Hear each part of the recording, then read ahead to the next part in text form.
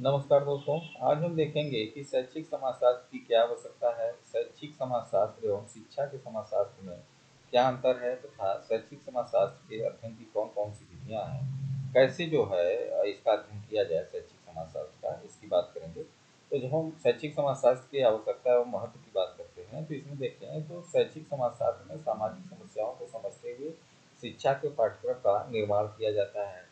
हाँ, तो ये तो एक बात हो गई। दूसरी है शैक्षिक समाजशास्त्र शिक्षण विधियों के निर्माण में भी सहायक होता है। फिर है शैक्षिक समाजशास्त्र शिक्षण सहायक सामग्री जो टीचिंग लर्निंग मटेरियल है के निर्माण में भी जो है उचित भूमिका निभाता है। फिर है शैक्षिक समाजशास्त्र विद्यालयों को समाज के साथ जोड़ता है। फिर देखें तो शैक्षिक समाजशास्त्र समाज की आवश्यकताओं और समस्याओं का अध्ययन करता है। इसके बाद जो है शिक्षा के उद्देश्यों का निर्माण किया जाता है। फिर है शैक्षिक समाजशास्त्र की आवश्यकता से शिक्षा की अवधारणा को समझने में सहायता मिलती है।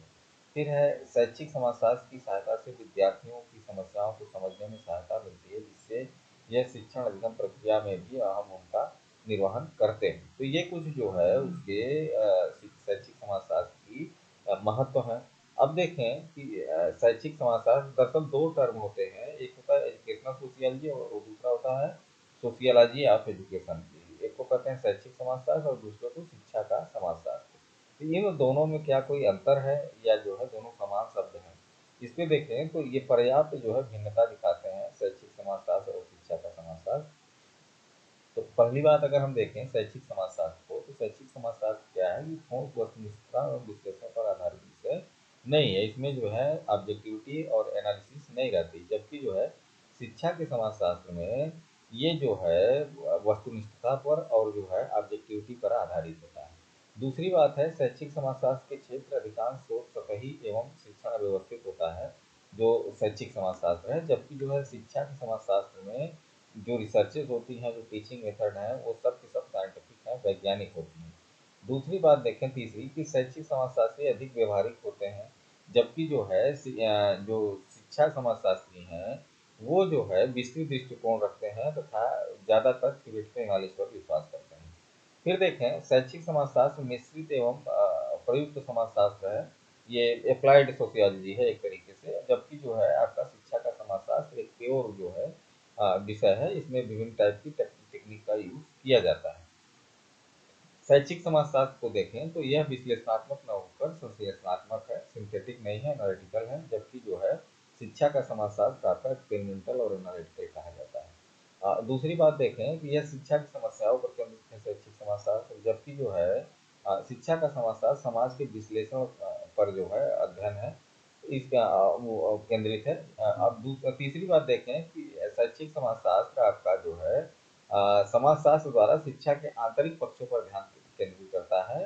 इसलिए इसमें जो है शिक्षा के सिद्धांत अभ्यास और प्रक्रियाओं को समझने पर बल दिया जाता है, जबकि जो है आपका शिक्षा का समाजशास्त्र में शिक्षा पर बाह्य ध्यान केंद्रित किया जाता है। इसलिए जो है यह शिक्षा एवं समाज शास्त्र के मध्य संबंध से संबंधित होता है। हाँ? ये थोड़ी सी जो है ये अंतर होते हैं। और देखें कुछ अंतर, तो शैक्षिक समाजशास्त्र भी अपना जो है विश्लेषण पाठशाला से शुरू करते हैं और बाहर समाज की ओर जाते हैं, वहां से अपने तथ्य संग्रह करके लाते हैं, तब उनका विश्लेषण करते हैं। जबकि जो है जो शिक्षा का समाजशास्त्र है उसके समाजशास्त्री अपना विश्लेषण समाज से शुरू करते हैं और फिर जो है पाठशाला की ओर जाते हैं। हाँ, और शैक्षिक समाजशास्त्र में निरीक्षण साक्षात्कार आदि विधियों का प्रयोग किया जाता है, जबकि जो है आपके शिक्षा के समाजशास्त्र में प्रयोगात्मक अध्ययन पर बल दिया जाता है। हाँ, शैक्षिक समाजशास्त्र का का जो है समाज बहुत व्यवहारिक पक्ष है। हाँ, जबकि शिक्षा का समाजशास्त्र शिक्षा के व्यवहारिक पक्ष पर ध्यान नहीं देता है। फिर देखें कि शैक्षिक समाजशास्त्री शिक्षा प्रशासकों को शैक्षिक एवं समस्याओं का हल प्रदान करने और पसंद करने को उत्सुक रहते हैं, जबकि शिक्षा समाजशास्त्री शिक्षा प्रशासकों को शिक्षा के व्यवहारिक समाधान न बताकर उनका समाजशास्त्री हल प्रस्तुत करते हैं। तो ये कुछ बेसिक अंतर है शैक्षिक समाजशास्त्र और शिक्षा के समाजशास्त्र में। अब देखें कि किन विधियों से शैक्षिक समाजशास्त्र का अध्ययन किया जाता है। तो अब इसमें हम देखें तो कई विधियां हैं जिनका जो है जिनसे अध्ययन किया जाता है। पहली बात तो ये समाजशास्त्र दोनों आपका अब्स्ट्रैक्ट और कंक्रीट दोनों टाइप का विषय है, क्योंकि मूर्त और अमूर्त दोनों घटनाओं का अध्ययन जो है आपका समाजशास्त्र के अंतर्गत किया जाता है। तो इसलिए जो है विधियां भी जो आपकी जो है अध्ययन की विधियां हैं वो भी जो है दो टाइप की होती हैं। इसमें दो टाइप की विधियां होती हैं, एक परिमाणात्मक क्वांटिटेटिव और दूसरा जो है गुणात्मक या क्वालिटेटिव। हाँ, तो परिमाणात्मक में विधियों में देखें तो यदि हम शैक्षिक समाजशास्त्र का अध्ययन मूर्त और अमूर्त रूप में देखें तो मूर्त अध्ययन घटनाओं के अध्ययन के लिए जिन समाजशास्त्र के अध्ययन विधियों का प्रयोग किया जाता है वे जो है परिमाणात्मक के अंतर्गत आती हैं। यदि हम मूर्त विधियों से जो है अध्ययन कर रहे हैं समाजशास्त्र का, तो उसमें परिमाणात्मक या क्वांटिटेटिव मेथड आती हैं, जिसमें आपका स्टैटिस्टिकल मेथड है, स्ट्रक्चरल फंक्शनल मेथड है, हिस्टोरिकल मेथड है, सर्वे मेथड है, कंपैरेटिव मेथड है। तो इन विधियों से जो है अध्ययन किए जाते हैं। दूसरा जो है जो गुणात्मक विधि है, जिसको क्वालिटेटिव मेथड कहा जाता है। क्वालिटेटिव जो है अमूर्त घटनाओं के लिए जो क्या कहते हैं समाजशास्त्र की अमूर्त घटनाएं हैं उनके अध्ययन के लिए प्रयुक्त किया जाता है। इसमें आगमन निगमन विधि है, वैयक्तिक जीवन अध्ययन पद्धतियाँ हैं, सामाजिक दूरी का पैमाना है, समाज मिति है, सामुदायिक अध्ययन विधियाँ हैं।